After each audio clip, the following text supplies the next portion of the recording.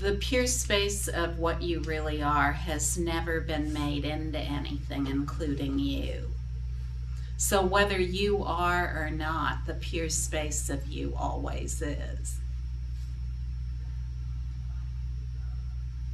When we hear things like, oh, you know, I'm birthless, I'm deathless, I'm timeless, I'm this, I'm that, it feels so good. We know it's true, but unless we have the decisive experience of that, we'll be lost in space, so to speak.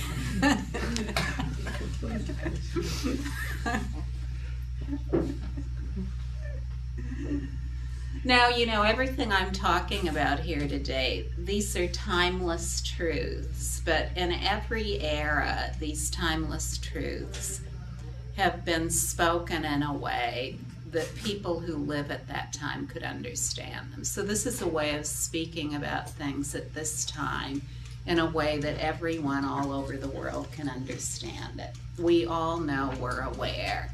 There's no one anywhere who can say, I'm not aware. So this is not an abstraction. It's a decisive experience that we have as human beings. We are aware. If we say the absolute or Dharmakaya or this or that, then that's kind of an abstraction. It's not really something we can decisively relate to our own experience of being human. But when we want to know about being human, we need to take it back to that about us by which we have knowledge of being human. And we have knowledge of being human by awareness. Without awareness, we wouldn't know we are. So when we just rest as that pure space of awareness without needing to describe ourselves as anything else, then we come to know everything about this appearance right here and all other appearances. When we rest as the pure space of awareness and we see so conclusively that all points of view just appear within this awareness, but that we've never been caught up in them in any way, even if it seems that we have, then we know that about everybody else too. We know what troubles the world. We know it through our own direct experience, and through our direct experience we see that it's true about everyone. In our own direct experience, we have an incredible upwelling of compassion that occurs when we see how we fooled ourselves for so long. We just feel a deep kindness for ourselves. And when we feel that kindness for ourselves, we feel it for others. Just like when we feel we're flawed, we feel everyone else is flawed. If we feel we need to be fixed, then we're certain everyone else needs to be fixed. When we have the decisive experience of our own flawlessness, we see that everyone is flawless, everything is flawless. There's never been anything that's been flawed. And we don't need to set up these rigid structures of what's good and what's bad in order to tap into the wholesome goodness that's at the root of everything. The wholesome goodness of everything is not lost in descriptions and trying to build big piles of good and eradicate the bad. What is wholly positive and originally pure at the core is this absolutely spacious nature of everything. When we rest as that, we see how to bring everything to an excellent conclusion, so to speak. So if we're facing problems of any kind, we just know what to do about those really without even thinking about it. It just appears in sublime wisdom.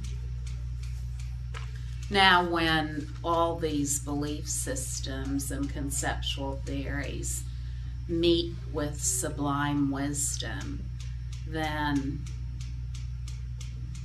they're destroyed.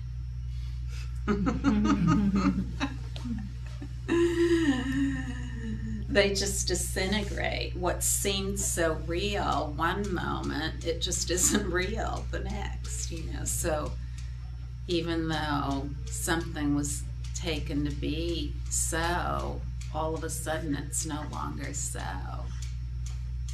So, this is just like belief systems and conceptual theories. They're like a forest, where all the trees shade and protect each other. But if one tree catches fire, then that fire, like a wildfire, will leap from tree to tree until nothing remains.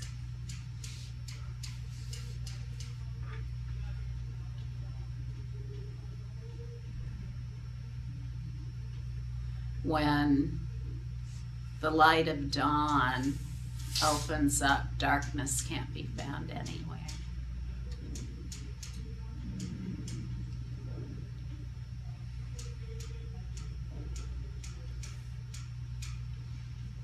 Rest is best.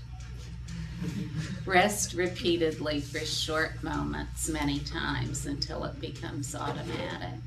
And if you don't want to do that, then just keep listening to what is being said here. And conviction will dawn bright and clear like the noonday sun.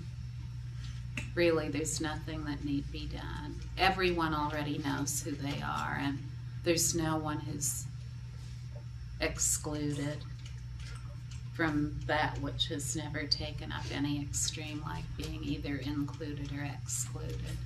So there isn't any possibility that anyone could be excluded from the full-blown identity of wisdom, of complete primordial wisdom, that is beyond the need of anything, beyond the need of any system or belief, no matter what it is, time and space, cause and effect, all these things we hold so dear.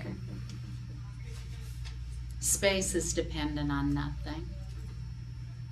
It's absolutely dependent on nothing. And that's the case with everyone here.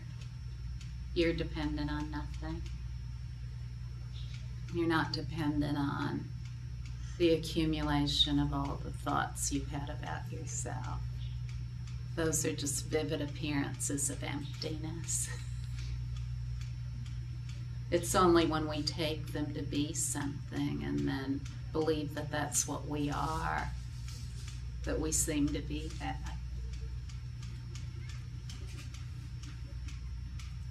No matter how strong your belief about anything may be, just rest completely. You don't have to say, oh, I'm going to change that belief, or I'm not going to change it. Just rest completely, and you will come to see the true nature of that belief. You will see everything there is to see about it. The points of view are the simplicity of beingness. They are. And that is known in rest, in total rest. There's never been a separation of any kind. There isn't any beingness separate or apart from whatever appears. And it's only through learning that we're somebody, a subject who's relating to all kinds of objects, that it seems like there's anything other than that. When we just rest, we realize the subject and the object are equal. They're just points of view within basic space. There isn't a special point of view called a subject that is a storehouse or hard drive of a lot of other points of view. It's just a fleeting point of view like any other point of view. The only reality of beingness about anything is pure space, pure awareness, just as it is. There's never any division anywhere, such as a watcher of an object, an observer of something observed. But we don't even have to, those are all philosophical concepts that we've heard a lot, especially nowadays. However, they mean nothing unless we decisively experience that, and the only possible way to do that is to rest. Because for many of us, the being somebody who is an individual with a personal identity and a subjectified existence is so strong, that point of view, that we just need to rest. We don't need to do anything about it. If we try to do something about being somebody, try to annihilate the personal identity, get rid of the ego, get rid of being somebody, we'll just be messing around with something that isn't there. It's like going like this in space and trying to, oh, I'm going to figure out my personality now by grabbing onto pure space. It really is silly. But, we have to come to these conclusions for ourselves by just resting imperturbably. There's nothing that needs to be done about something that never existed in its own right. At first, rest is intermittent for most people. Very rarely does total rest come upon one, and that's it forever. That's very rare. For most in the beginning, it's intermittent. And then with repeated return to rest, it becomes automatic. Either that approach or just continuing to hear the message of the way things really are until conviction dawns, or a combination of the two. Just whatever it is for you, it's absolutely perfect. And then after the intermittent rest, it becomes permanent and there's no need to try to rest. And then the resting has a subtle quality that pervades all points of view, no matter what they are. And then that transitions into full-blown awareness that outshines all points of view. So there's no longer any division. Everything still is exactly as it is without any need to change anything or take up any point of view. However, there's no division. There's no division whatsoever, and there's the appearance of the potent benefit of tremendous wisdom that affects the world in a positive way.